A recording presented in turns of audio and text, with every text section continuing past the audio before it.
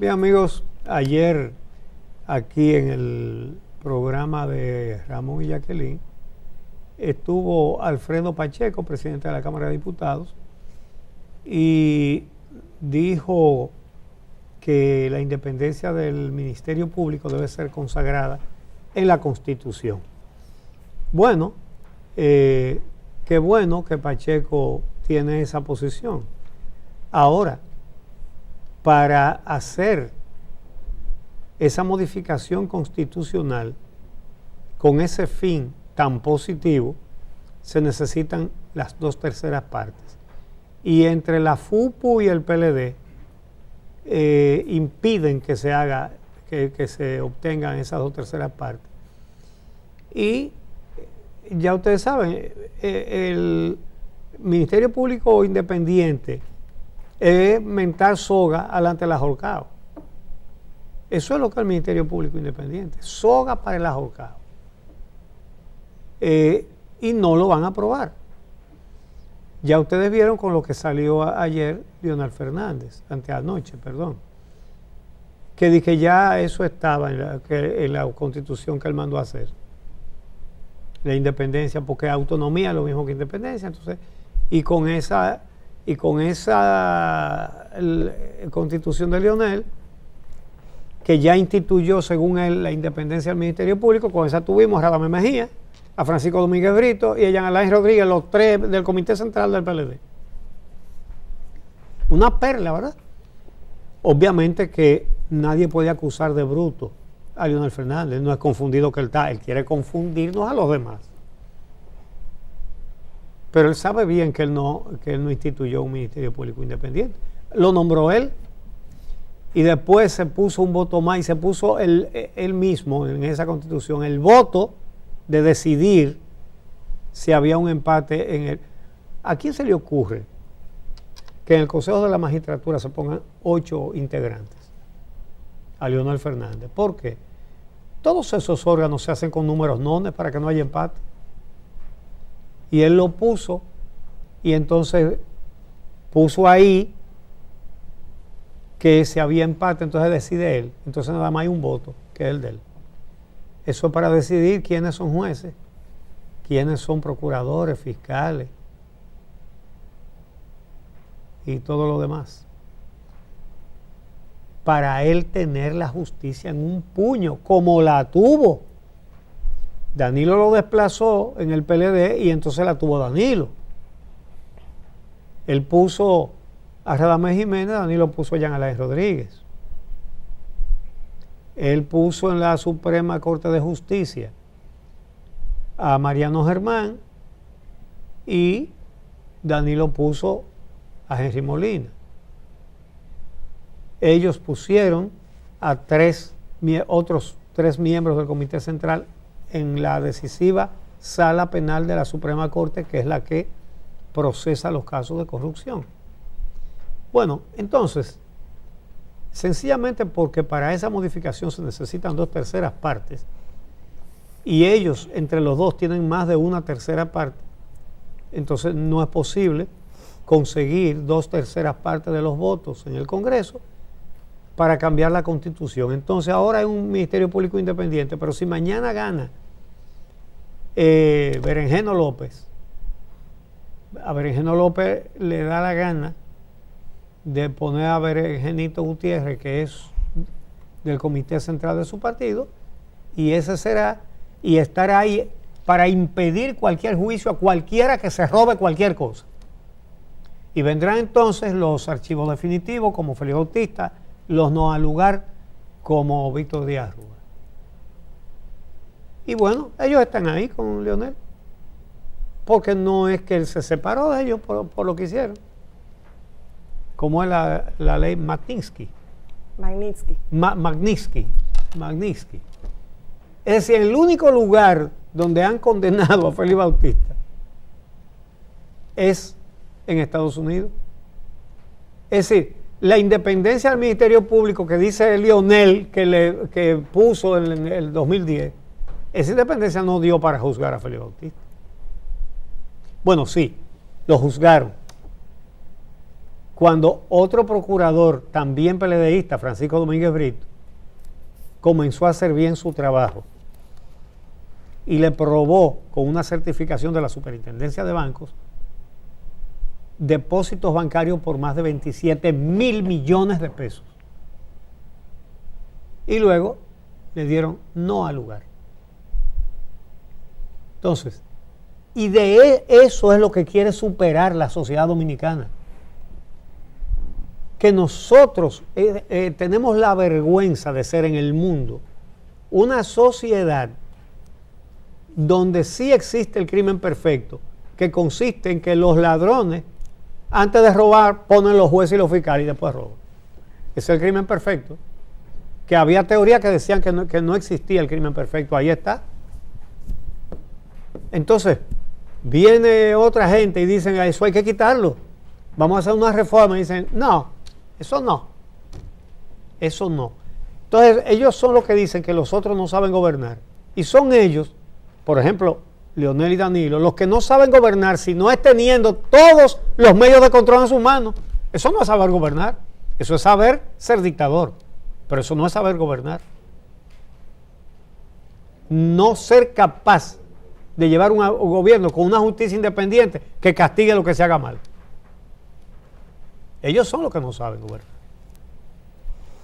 Y después, que hay mucho endeudamiento ahora, yo creo que sí. Ahora, ellos se endeudaron al país sin pandemia. Lo endeudaron sin pandemia. Y cada uno impuso récord de endeudamiento. Vamos a ver si Luis Abinader les rompe el récord, pero no se lo ha roto todavía, ¿no? Y cuando ellos gobernaban, nunca subieron los precios del pollo, del plátano, del huevo, nunca subieron, siempre bajaron. Deberían ser gratis. Entonces, eso no justifica. El gobierno tiene que atender eso. Tiene que atender. Tiene que evitar que suban los productos de primera necesidad. Y es su obligación hacerlo. Pero que se los reclame uno que gobernó haciendo lo mismo. Eso se lo podemos reclamar los ciudadanos que atiendan a esos cartones. Los ciudadanos sí. Bueno. Yo quería agregar brevemente, Uchi, que ayer, luego de que en este programa presentáramos la posición del expresidente Fernández en el año 95 o 96, cuando aún era candidato a la presidencia para ese muy primer término en el que encabezó el Poder Ejecutivo, varias personas, algunas conocidamente allegadas a digamos, los grupos políticos de Leonel Fernández, han esbozado algunos argumentos que, digamos, parecerían ser técnicos sobre por qué en ese momento tendría sentido, digamos, argumentar la necesidad de un Ministerio Público independiente y por qué ya no. Decían esas personas que, por ejemplo, cuando él hace ese comentario en el año 95, 96, no existe la ley del Ministerio Público, que es la 133-11 del año 2011, y tampoco existía la Constitución de 2010, que naturalmente es posterior a las declaraciones del 95, pero previas a las declaraciones de antes de ayer, del 2021. El tema está en que, digamos, se ha avanzado en materia de carrera del Ministerio Público y esos instrumentos legales han podido, incluyendo el reglamento del Ministerio Público, han podido ayudar, por ejemplo, a la creación del escalafón y todo eso. Pero eso no responde a la pregunta. Porque aquí la pregunta es, ¿cree Leonel Fernández que para que el Ministerio Público sea independiente es necesario que no lo designe de libre nombramiento y remoción el presidente de la República? ¿Entiende que eso es un requisito sine qua non para que se garantice la independencia del Ministerio Público? Entonces, a esa pregunta, en el año 95, la respuesta era sí. En el año 2021, la respuesta es no es necesario, porque la palabra autónomo está en la Constitución de 2010, que es la vigente hoy. Y a nosotros nos parece, como se hace evidente, que ese cambio de criterio no responde a la existencia de una nueva ley, porque eso se ha quedado igual. De hecho, está peor porque ahora está constitucionalizado. Sigue siendo el presidente quien designa al procurador o procuradora general de la República. Desde antes del 95, cuando él hizo esas primeras declaraciones, hasta el sol de hoy, 2021, con la única diferencia de que ese aspecto está hoy constitucionalizado por la reforma constitucional de 2010 que su Congreso y su gobierno impulsaron. Entonces, sí, todas esas leyes y todas esas modificaciones ocurrieron en ese transcurso de tiempo, pero no cambian esa realidad. Entonces, la nueva y última pregunta sería, ¿qué hizo cambiar de opinión al presidente Leonel Fernández? Tiene derecho a cambiar de opinión, pero sobre estos temas colectivos y aspirando a gobernar, por lo menos como cabeza de partido o incluso como persona, sería bueno saber qué hizo cambiar, por qué entiende ahora que no es necesario para la independencia del Ministerio Público que el no sea designado por el presidente. No sea designado por el presidente. Reitero, tiene derecho a cambiar de opinión, solo que quisiéramos entender qué pasó, que esa posición era tan clara en el 95 y en el 2021 parece algo innecesario, porque lo que él dice en el 95 es que mientras lo nombre el presidente, depende del presidente, literalmente, textualmente, usando esa palabra depende, que además me parece muy elocuente para contrastarla con independencia. Sí, exactamente, y precisamente él ilustraba ese criterio tan claro de que era necesario que el procurador no fuera nombrado por el presidente, con una situación que había en aquel momento en Colombia cuando el Ministerio Público estaba investigando al presidente Samper. Y entonces dice él mismo, lo pone como ejemplo de que eso era lo correcto, un Ministerio Público independiente, y entonces dice, si al fiscal general lo hubiera nombrado Samper, pues simplemente lo destituía y se acababa la investigación. Y dicen, no, por eso es que no puede ser nombrado por el presidente. Decía él mismo que anoche decía, no, ya eso está resuelto. Con ese fue que puse yo a Radamés Jiménez. Y con ese puso Danilo a Jean Alain Rodríguez. Eso es una maravilla. Definitivamente la independencia del Ministerio Público no es un asunto que se logra con un solo cambio de una sola disposición. Yo creo que tiene que haber todo un sistema normativo, claro, y de política pública que garantice esa independencia. Entre ellos, por ejemplo, algunos asuntos que se incluyeron en la ley 133-11, que se impulsó durante su gobierno y su Congreso. Entre ellos, por ejemplo, el reglamento que se elaboró durante la gestión de Francisco Domínguez Brito. Pero no basta si no hay requisitos para la designación y formas de designación que desenmarañen esa relación malsana que tiene el Ejecutivo con el poder, con el Ministerio Público. Entonces, aquí no se está hablando de si se hizo, de si hubo una ley, de si no. Esa no es la pregunta. La pregunta es, ¿puede ser independiente el Ministerio Público, siendo de libre nombramiento y remoción su máxima autoridad por parte del presidente? Si la respuesta de Leonel Fernández era o es no, la pregunta es por qué no favorece la reforma de la Constitución para mejorar ese aspecto que debilita tanto la independencia del Ministerio Público. Bueno, porque espera gobernar otra vez y no quiere justicia independiente, porque es muy suave gobernar y tú nombras a Félix Bautista, Díaz Rúa y demás, ¿verdad? Y entonces con un Ministerio Público dirigido por miembros del Comité Central de tu mismo partido y en la Suprema Corte jueces del Comité Central de tu mismo partido. Por eso que le llamo el crimen perfecto. Primero se nombra a los jueces y a los procuradores y luego se cometen los delitos sin susto, problema ni perturbación. Bueno, y sobre ese tema y muchos de los aspectos técnicos conversaremos más adelante con el abogado Olivo Rodríguez, pero antes de ello quisiéramos compartir con ustedes algunas informaciones de interés nacional. Por ejemplo, que se ha ratificado la prisión preventiva al expresidente de FENABANCA, William Rosarios, y sobre ello, Rosario, tenemos una nota. ¿Sí? ¿El director de la policía está preso? El que era director de la policía. Así que yo de la policía. Sí, la lotería. Perdón, de la lotería. De la lotería, digo yo. Excúseme, Bueno, general. Yo dije, pero eso fue esta mañana. No es usted que estamos hablando. Yo dije, eso fue esta madrugada. Sí. El director de la lotería de este gobierno está preso por el Ministerio Público Independiente. Y ese sí tenía llave ahí. Y está en la cárcel. Bueno, vamos a ver entonces la nota. La tercera sala de la Corte, presidido por la magistrada Nancy Joaquín e integrado por Yuli Tamari y Daniel Nolasco, tomó la decisión tras rechazar un recurso de apelación interpuesto por el imputado a través de sus abogados. Según la acusación, William Rosario Ortiz se dedicó a planificar desde mediados de julio de 2020, conjuntamente con otros imputados, el modo en que podían realizar el fraude del sorteo que se ejecutó el 1 de mayo de este año. El detenido rehusó hablar con los medios de comunicación. William, ¿qué dejarnos de decir? ¿Te ratificaron otra vez la medida, William? Lógicamente no estamos de acuerdo con la decisión. Creemos que el recurso sí tenía mérito suficiente como para valer una medida, pero la Corte entendió que no. Nosotros seguiremos trabajando en el caso.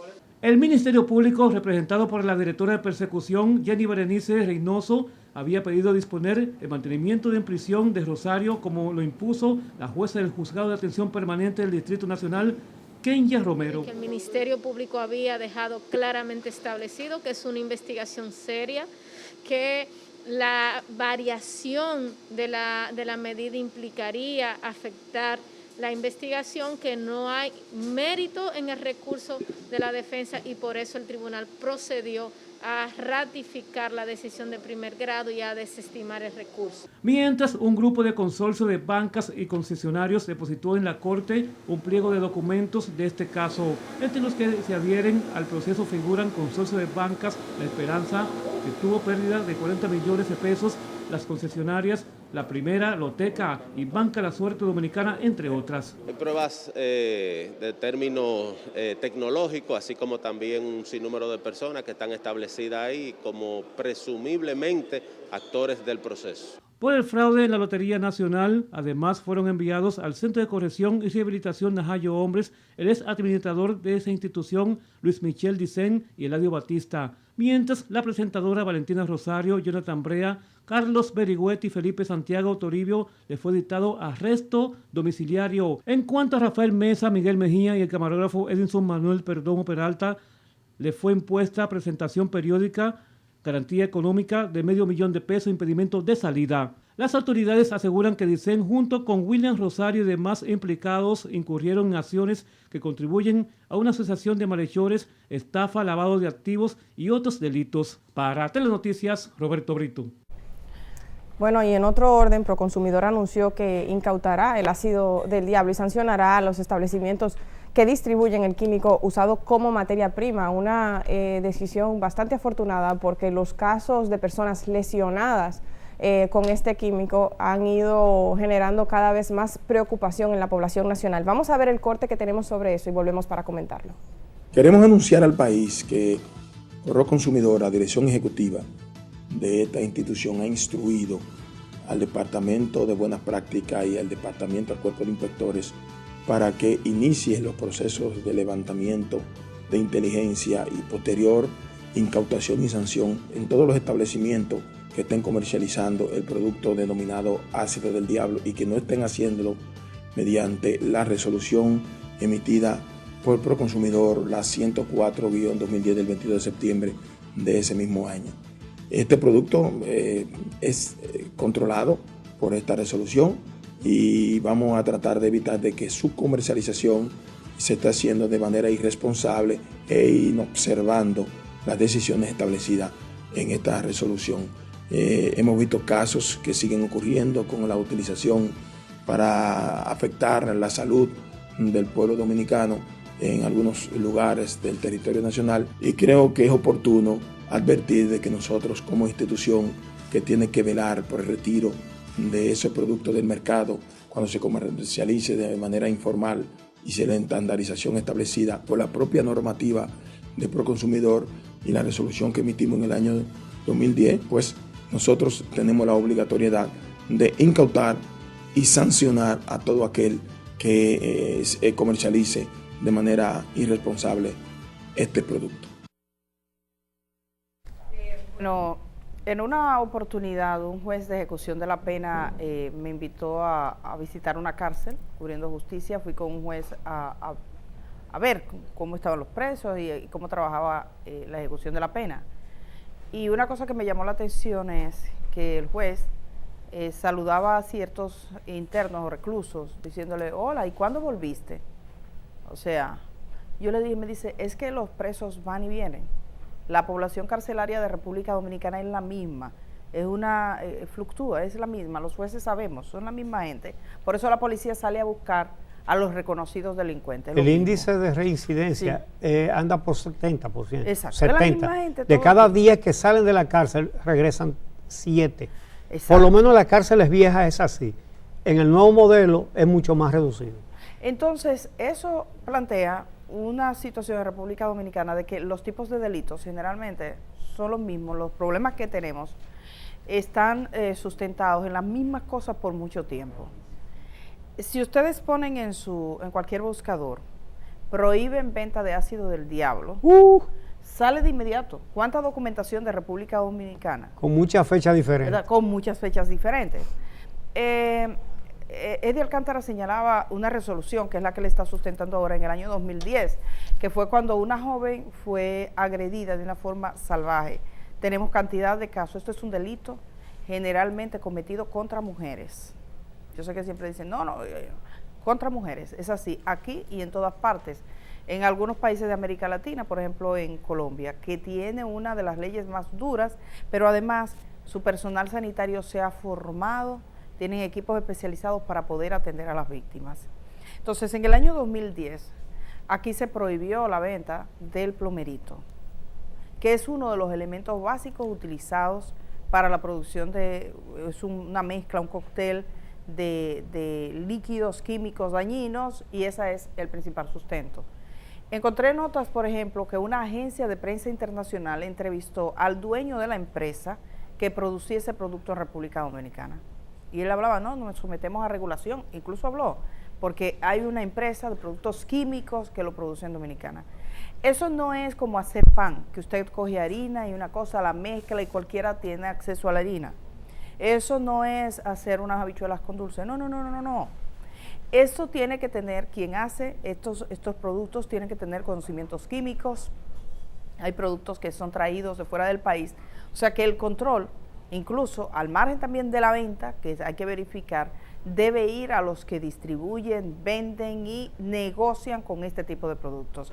Son generalmente productos de destapar cañerías o tuberías que no deberían ser administrados por amas de casa. Aquí las amas de casa van, se tapó, y va y le echa, porque tiene acceso. Eso debe ser utilizado por personal. Porque en algunas ocasiones hasta los han publicitado. Exacto. A la gente que lo compre para que destape tuberías. Exacto, eso debe ser utilizado, un personal especializado, así como yo no puedo ir a la farmacia y comprar cualquier cosa, porque si nosotros podemos regular tantos medicamentos en las farmacias, que yo andaba buscando para mi papá cuando estaba muy grave un medicamento, y tuve que ir a un psiquiatra especializado que pidió un permiso a la DNCD y todo para poder dar ese medicamento. Hasta ese nivel tenemos en el área de medicamentos. ¿Por qué en esta área que está afectando la vida de tanta gente y que hemos visto? Porque estos son los que salen, pero la gente que llega con lesiones, lo contabilizaba un director de la unidad de quemados. Son miles de personas las que han pasado eso en República Dominicana. Yo compartía una fotografía con nuestra productora. Es la fotografía de una joven colombiana. Ella es una colombiana que sobrevivió. Y mira que la cara ya está mucho mejor. Natalia Ponce de León. Pueden buscar su historia. Natalia Ponce de León se convirtió en el símbolo en Colombia de las mujeres agredidas por ácido del diablo. Ella, su mayor miedo era haber perdido la vista. Un tipo que se hizo pasar por novio de ella, que dicen que era un sádico enfermo, se obsesiona con ella. Yo no tenía ningún vínculo con este sujeto. Llegó hasta su trabajo y dijo, soy el novio de ella. La llamaron, ella sale y entonces le tira el ácido del diablo. Fue sometida a cirugías hasta para poder aprender a pestañear. Si ven ahí, tiene muchas mejorías en el rostro, cosa que no hemos logrado en República Dominicana con nuestras mujeres agredidas por ácido del diablo. Ella mejoró, utilizó máscaras durante mucho tiempo, utilizó máscaras simplemente para poder verse y otras con fines médicos.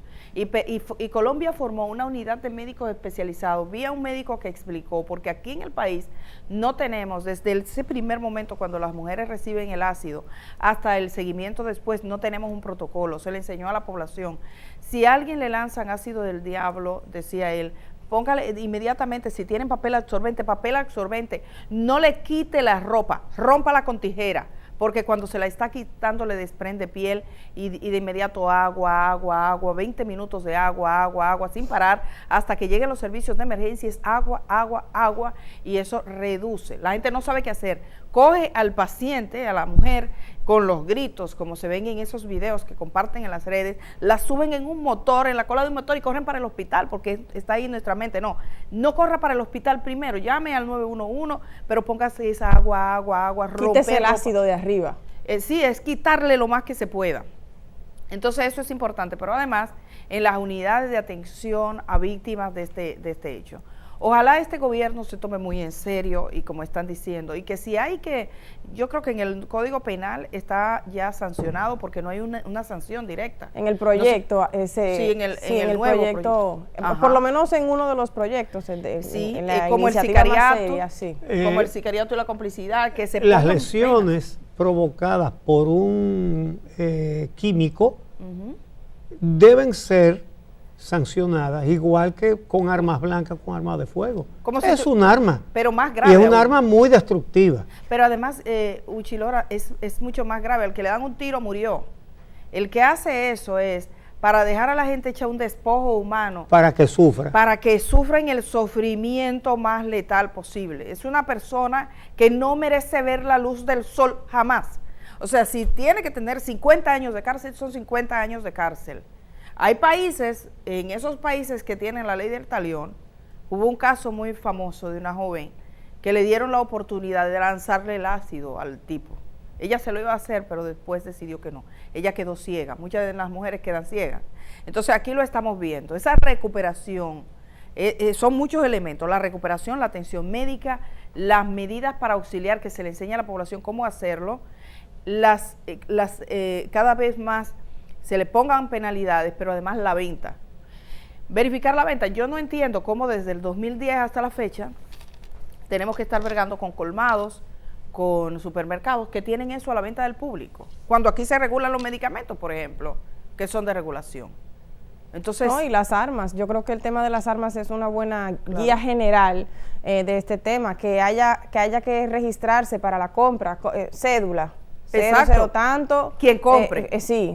¿Cuánto se llevó? Tanto. Y esa persona o ese negocio tiene que reportar a la autoridad reguladora correspondiente. ¿Qué pasó? Quién compró y qué tanto compró y dar una salida registrada de esos productos. Si para eso hay que legislar por cualquier tipo de libertad que se vea afectada, que se legisle, que se haga una ley especial de 3, 4, 5 artículos y se resuelve ese problema. Igual el tema quizás de las cantidades.